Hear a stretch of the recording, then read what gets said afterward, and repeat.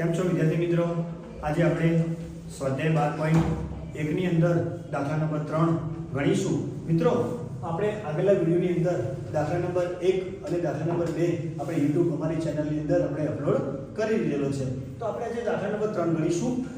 અર્ધગોલક આની રકમ છે, અર્ધગોલક ઉપર શંકુ લગાવેલો હોય તેવું રમકડું છે. તો પહેલા આપણે મિત્રોની આકૃતિ દ્વારા સમજીશું તો આપણે વધારે ઝડપથી સમજણ પડશે. તો મિત્રો, આ થઈ ગયો આપણો અર્ધગોલક. આની આકૃતિ થઈ ગઈ અર્ધગોલક. આપણે એની પર શંકુ ગોઠવી દઈશું. અહીંયા આપણો શંકુ થઈ ગયો.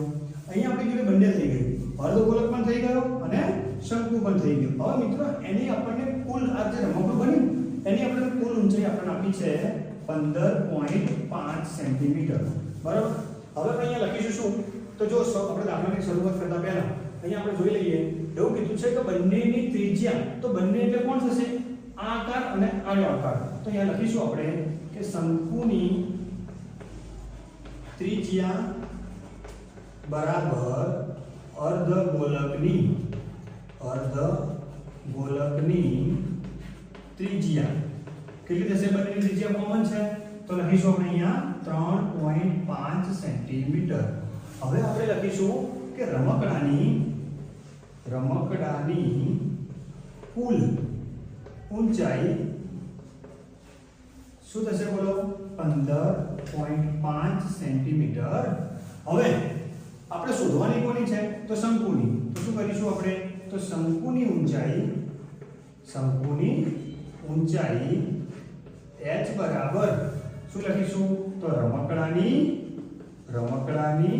ઊંચાઈ માઈનસ કોની ઊંચાઈ બાદ કરીશું આપણે અંદરથી? અર્ધગોલકની ત્રિજ્યા. હવે કિંમત મૂકી દઈએ આપણે. તો રમકડાની ઊંચાઈ કેટલી છે? 15.5 માઈનસ અર્ધગોલકની આપણે આપી લઈએ 3.5 સેન્ટીમીટર. તો શું થશે? 15.5 માંથી 3.5 આપણે બાદ કરી દઈશું તો કેટલા વધશે? અહીંયા 12 સેન્ટીમીટર. હવે મિત્રો જુઓ, અહીંયા આપણે શંકુ આપ્યો. તો શંકુની વક્ર સપાટી આપણે અર્ધગોલકની વક્ર સપાટી શોધવાની અને શંકુની વક્ર સપાટી શોધવાની. તો શંકુની વક્ર સપાટી શોધતા પહેલા કેમ? તો કારણ કે શંકુની વક્ર સપાટીનું સૂત્ર થશે પાઈ r l.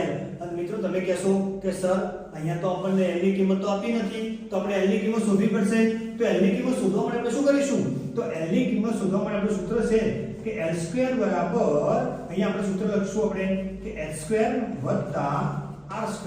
ચલો અહીંયા આપણે શું કરીશું? h આપણી પાસે કેટલો છે જોઈ લો. તો 12. તો અહીંયા લખીશું 12 નો વર્ગ વત્તા r કેટલો છે આપણી જોડે? અહીંયા 3.5. તો અહીંયા શું કરીશું? 3.5 નો વર્ગ.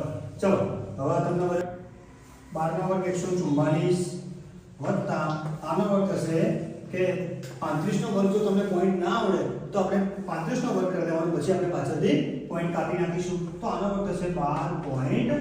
આ બંનેનો આપણે સરવાળો કરી દઈએ તો અહીંયા થઈ જશે તમારી જોડે 156.25. તો આ તો શું થઈ ગયું મિત્રો? l² ની કિંમત થઈ. તો હવે અહીંયા l ની ઉપર જે વર્ગ છે એ આપણે સામે આપવો પડશે. તો શું થશે? l બરાબર વર્ગમૂળની અંદર 156.25. હવે તમે કહેશો કે આ તો સર વર્ગમૂળ કેવી રીતે કાઢવાનું?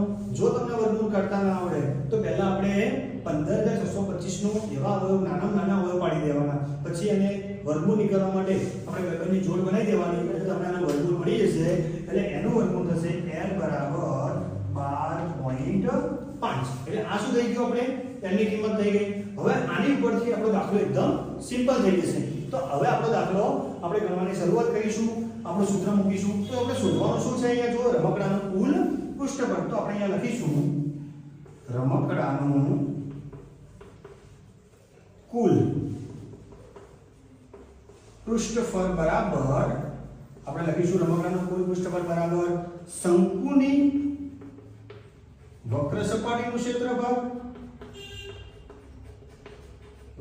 સપાટીનું ક્ષેત્રફળ વત્તા અર્ધગોલકની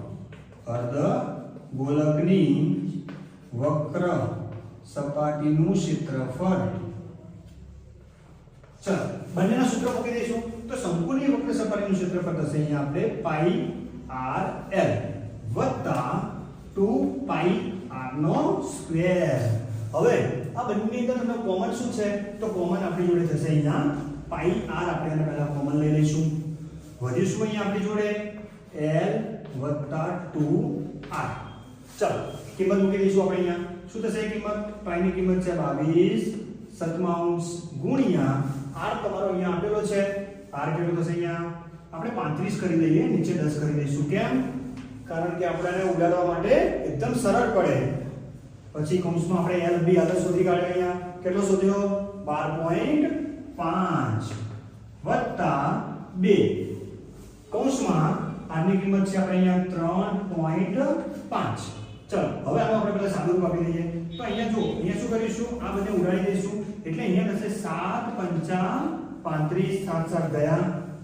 નીચે 5 દુ 10 એટલે કે ઉપરના 5 5 ગયા. અને અહીંયા 11 દુ 22 એટલે બે જતા રહેશે. હવે અહીંયા આપણે આનું સાદુરૂપ આપવાનું રહેશે. એટલે અહીંયા સાદુરૂપ આપણે અહીંયા આપી દઈએ. અહીંયા અલગથી એનું સાદુરૂપ શું થશે મિત્રો? જોજો તો પહેલા અહીંયાનું સાદુરૂપ લઈ લઈએ આપણે કે 11 બરાબર. અહીંયા એટલા 11 વધશે. જોઈ લો કઈ રીતે? કારણ કે બધા જ અહીંયા ઉડી ગયા. અહીંયા એકલા 11 વધ્યા. હવે આનું સાદુરૂપ આપી દઈએ કૌંસનું. તો આપણે 35 દૂર કરીએ પછી આપણે પોઈન્ટ કાપી નાખશું.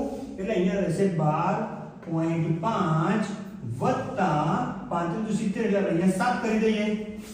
હવે 12.5 ની અંદર તમે 7 ઉમેરશો એટલે આપણે અહીંયા થશે 11 અને અહીંયા 19.5. હવે આ બંનેનો આપણે ગુણાકાર કરવાનો રહ્યો. તો આ બંનેનો ગુણાકાર 19.5 ગુણ્યા આપણે 11 કરીશું. તો જો 19.5 ગુણ્યા 11 તમે રફકામમાં કરી શકો છો. તમારે રફકામમાં તો રફકામમાં અથવા તો તમે અવયવ પાડી આનો તો અવયવ પડશે નહીં. એ ડાયરેક્ટ તમારે આનો ગુણાકાર જ કરવો પડશે. તો મિત્રો જો આનો ગુણાકાર કરવો હોય તો સિમ્પલી તમને બતાવી દઉં તો તમારે આનો ગુણાકાર એવો થાય કે આનો પોઈન્ટ દૂર કરવો પડે. એટલે તમે 195 ગુણ્યા 11 કરી શકો છો. તો આપણે થશે આનો ગુણાકાર 214.5 સેન્ટીમીટર નો સ્ક્વેર. ઓકે તો મિત્રો આપણે નવા દાખલા સાથે ફરીથી મળીશું.